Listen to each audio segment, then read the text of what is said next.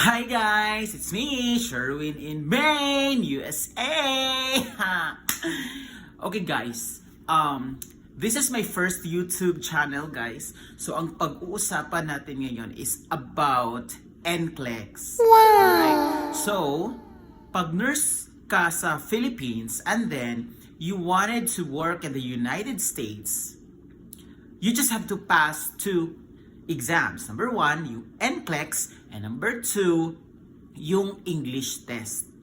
And in addition to that, dapat at least meron kang 1 year RN experience. Alright? But some states do not really require 1 year RN experience, guys.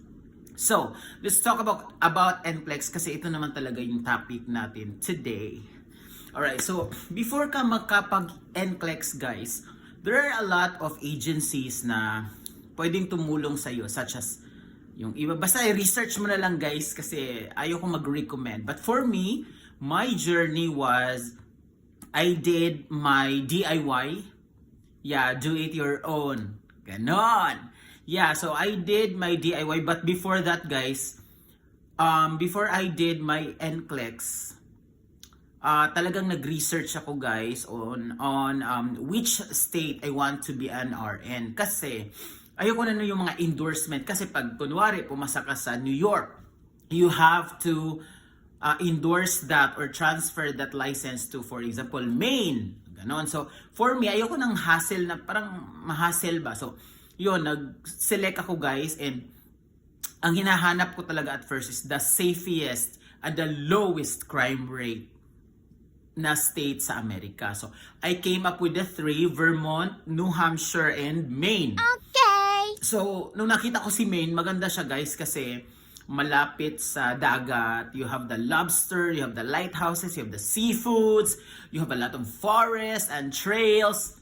So, yun. So I decided, and then Mainers daw are very kind. Di ba?